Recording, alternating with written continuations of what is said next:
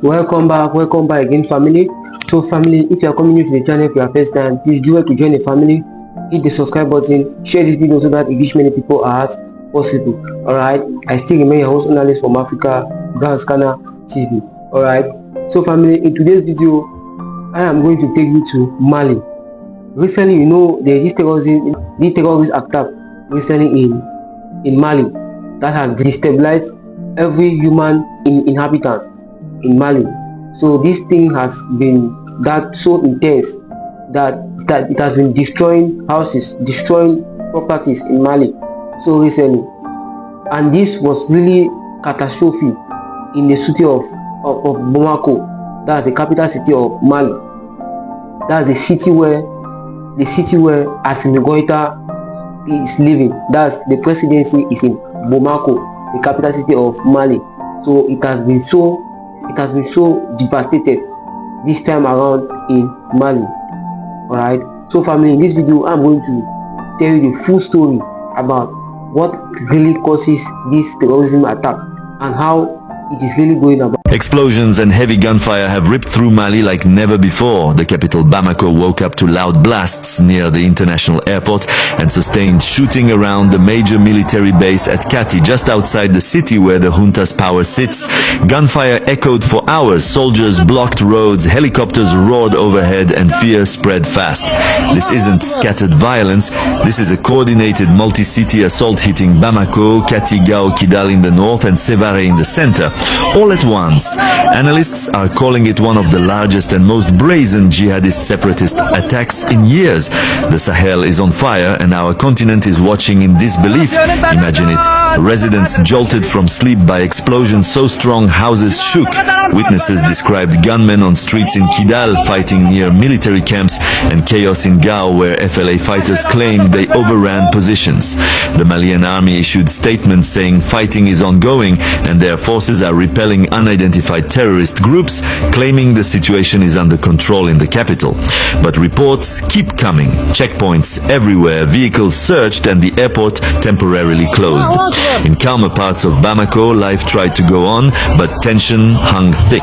In the north, FLA spokesperson Mohamed El Maouloud Ramadan posted on social media that his forces took control of areas in Kidal and were pushing into Gao. He even shared footage purporting to show militants seizing camps once held by Malian troops and Russian mercenaries, plus a helicopter supposedly shot down. Verification is still pending, but the videos are circulating wildly. This assault brings together old enemies in a deadly dance. The Tuareg separatists of the Azawad Liberation Front, FLA, hitting hard in the north for their dream of an independent Azawad state, while JNYM, the Al-Qaeda-linked Jama'at Nusrat al-Islam wal-Muslimin, strikes simultaneously across multiple fronts. Jihadists and separatists coordinating, that's the nightmare scenario that exposes how fragile security has become after over a decade of insurgency. Mali has suffered too long. Groups tied to Al-Qaeda and Islamic State have exploited ethnic tensions, poverty and vast ungoverned deserts. The 2020 military coup brought General Assimi Goïta to power with promises to crush the terrorists and restore order. They kicked out French forces, ended the UN mission and leaned on Russian support, including Africa Corps mercenaries. Yet here we are, attacks slamming right into Kati near the heart of military command and pushing toward Bamako's edges. Civilians are caught in the crossfire, potential for more displacement, fear and loss in a country already stretched thin. Now here's what should make every true African's blood boil with righteous anger: the African Union's response. Chairperson Mahmoud Ali Yusuf issued a statement expressing deep concern and strongly condemning the acts that risk harming civilians. Words on X. Just words.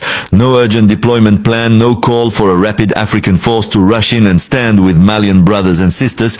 Our continental body, the one meant to unite and protect us, reduced to press releases while explosioners rock a fellow member state. Think about that for a second. When Mali and other Sahel nations pushed out what they saw as ineffective or interfering foreign militaries, the vacuum wasn't filled by a strong, self-funded, battle-ready African standby force. The AU talks a big game claim about solidarity, but in crisis moments like this, it's often silent on tangible help. Foreign embassies react faster. The UK warns against all travel. The US tells citizens to shelter in place and offers condolences while condemning the violence. Their statements come quick, but where is the AU's concrete action? This gap hurts. It reminds us painfully that true Pan-African strength, our own well-equipped independent defense capabilities, is still a dream we must fight to realize. Just 4 days ago, on April 21st, at a security forum in Senegal, the foreign ministers of Mali and Niger dropped bombshells of their own. They openly accused neighboring countries of harboring, supporting or sponsoring terrorist groups, even receiving hostile forces that strike at them. Malian FM Abdoulaye Diop was direct. Some neighbors are playing both sides. Niger's minister echoed that many pretending to fight terror are actually fueling and sustaining it. They signaled willingness for selective cooperation with ECOWAS, the bloc they left, to form the alliance of Sahel states with Burkina Faso, but the rifts run deep. Colonial-era borders, resource fights and external influences keep dividing us, while jihadists exploit the chaos across the vast Sahel belt. For a better understanding what this minister said, let's listen to these full speeches from them. Consider a certain number of prerequisites. The first prerequisite is naturally the building of trust, or the rebuilding of trust, and also the necessity for states in the region, especially for at least a few of the states in this region. It is important to stop supporting terrorist groups or using their territory to destabilize their neighbors. Security cooperation also requires an end to hosting hostile foreign forces engaged in actions of destabilization or subversion of neighboring states. Regional cooperation in the fight against terrorism also requires the necessity of being able to have the same definition of a terrorist or of terrorists. Because today, the fluctuating nature of the fight against terrorism leads us to observe that terrorism is now supported and financed by states. Some states in the region, other states, or powers outside our region. Building trust requires that we have a clear-eyed analysis of all these elements. Now, in terms of immediate solutions, it is obvious that today we do not have a single framework that allows us to work within the context of the fight against terrorism. Given this fragmentation and these difficulties, the lack of trust initially and pragmatically, it is possible to consider collaborations on a bilateral basis where possible, where there is trust. Between Burkina today and Togo, there is work being done with Ghana, with other countries where it is possible. And to work later on broadening the base of trust, because we cannot ensure security together if our countries do not trust each other. That too, I believe, is an important element that we must integrate. I recognize and welcome today the presence among us of many bilateral and multilateral partners interested or involved in the fight against terrorism. The situation in the Sahel has, however, required a readjustment of international interventions, as was the case in my country, but also certain regional interventions. To date, as Minister Jean-Marie Traoré indicated, there are many strategies in the Sahel that fundamentally aim for the same objective, that of labeling, that of stabilizing the region, but also with different approaches and methods. Speaking as an official representative of a state primarily concerned with this issue, I believe it is useful to insist again on the importance during international and regional interventions of prioritizing the vision, the choices, particularly the political choices, the priorities, the expectations, and the concerns of those most affected. At the heart of every intervention, as I've said, you can't shave someone's head when they're not there, once again. We thus ensure, on one hand, the national involvement essential to the success of any external initiative, and on the other hand, respect for the sovereignty of states. Our partners' interventions must support the governmental action of the Sahel states rather than trying to replace our states. This is all the more necessary as strategies often cover sensitive areas such as political governance in our countries. External interventions would thus benefit from being more in line with the local vision within a framework of institutional, pragmatic, and respectful complementarity. External interventions must learn lessons and take into account the limitations, or even in some cases, the failures of the past. They must move away from models that impose and perpetuate dependency. We must innovate, move towards endogenous models and approaches, as is the case with the AES, approaches that are more sustainable and that value self-reliance above all. And the development of strategic autonomy while naturally remaining open to external partners who are part of this dynamic. Minister Kramogo Jean-Marie insisted on this issue. In everything being done, we are not currently taking the approach of saying we're reaching out for people to come and do things for us, but help us, support us in what we are currently doing, and we want to do it based on our own capabilities, on the investments we must make and are making to ensure security in our countries, but also by not just presenting our countries as problems, because the Sahel too, perhaps in some way, is a victim of its wealth, its potential, its youth, its space. Even the Sahel, which no one sees today, is full of extremely important groundwater resources, which for the next 30 to 50 years will constitute immense wealth, strategic minerals that this region abounds in. The youth of its population. So when we talk about all this, let's not focus on a few terrorist attacks, but try to step back and see how to work within our country's capacities. So more than new resources, once again, working with the Sahel, I insist on that, and not on the Sahel or in the Sahel, as if we were at a patient's bedside. So working with the Sahel requires a new state of mind. It also requires the courage to question oneself with sincerity, with respect, with a high sense of listening, as Togo practices today, but also with a sense of humility. No one has all the answers. And the people living through these problems are the PhDs of their own problems. We can't come and teach them about their problems. So let's listen to them and try to support them. Excellencies, ladies and gentlemen, it is well known that the Sahel, once a land of peace and peaceful coexistence, is now going through a pivotal phase in its history, in an extremely tense geopolitical context where security, diplomatic, and energy issues intersect. Indeed, the pressure and the multiple forms of aggression suffered by the AES countries are certainly the reflection of a global stage where various forces intersect. The fight against terrorism, the reshaping of international alliances, and the battle over critical resources. This is aggression. Conceived and sponsored by state actors, it stems from a clear intent to break, among other things, the momentum of sovereignty in the AES so that it does not spread like an oil stain. We tell them they are wasting their time. It is the wheel of history turning. Nothing can stop it. Ladies and gentlemen, at a time when our confederation is increasingly asserting itself as a major geopolitical player on the international stage, exercising control over the management of its highly coveted strategic resources, the proxy war being waged against us by certain powers, predatory of our resources through their sub-regional rear bases and the use of mercenaries, appears as the ultimate instrument of their ambition for recolonization. This war appears in particular as a hypocritical, underhanded, and well-known strategy aimed at distracting the AES countries with endless conflicts, in order to prevent them from dedicating their efforts to development initiatives and to force them to outsource their defense and compromise their independence.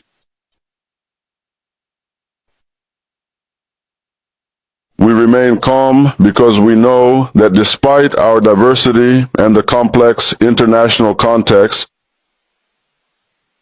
our confederation affirms its unity, its resilience, and its determination to build its own future.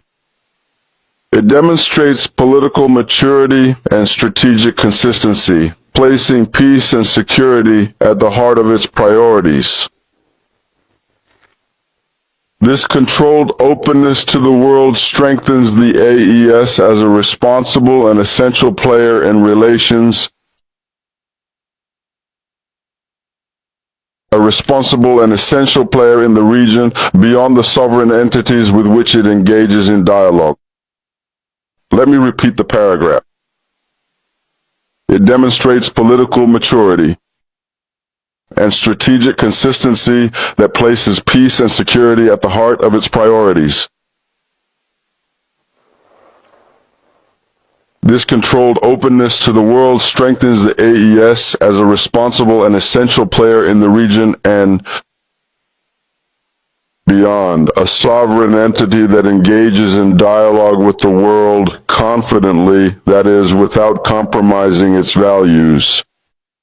For those who think these are just words, I respectfully invite them to take a look at what the Confederation has achieved in terms of these three pillars. Ladies and gentlemen, aware of this reality, Niger reaffirms from this high podium its commitment to fully participate in any sincere initiative aimed at addressing the challenges of the Sahel. And that takes into account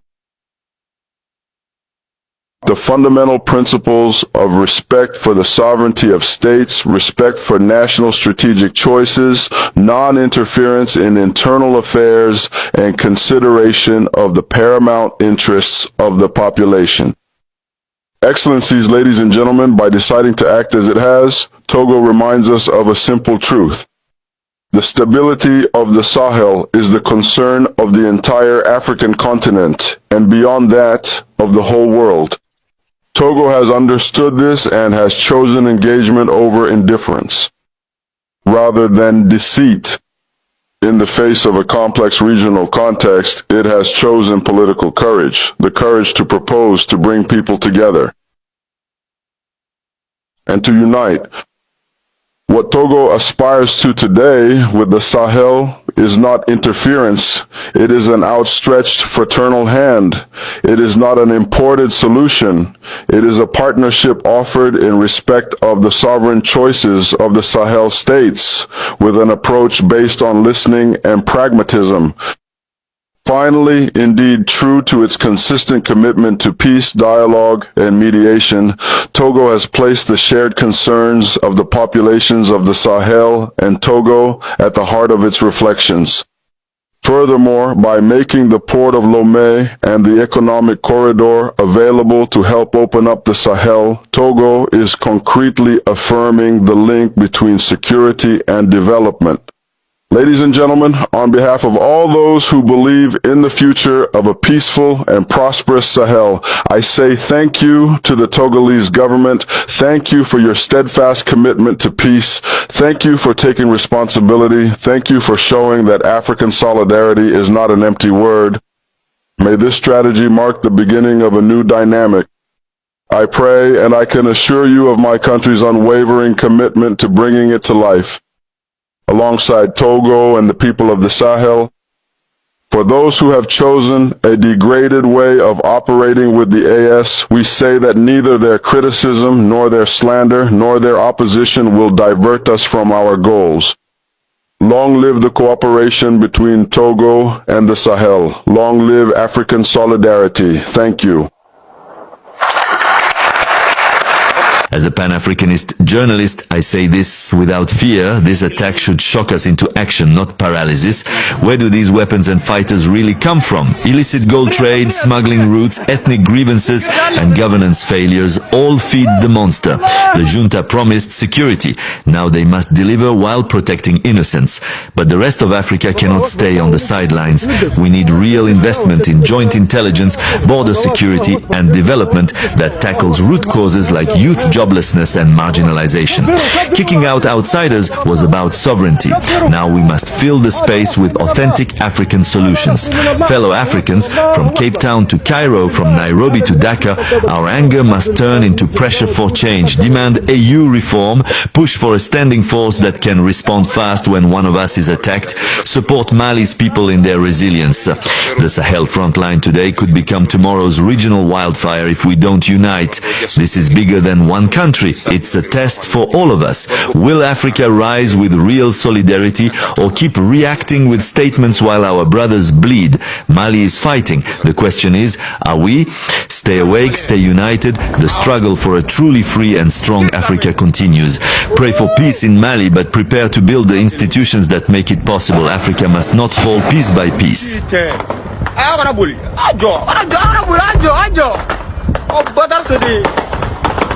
No pitching very. No pitching. Sona, I'm a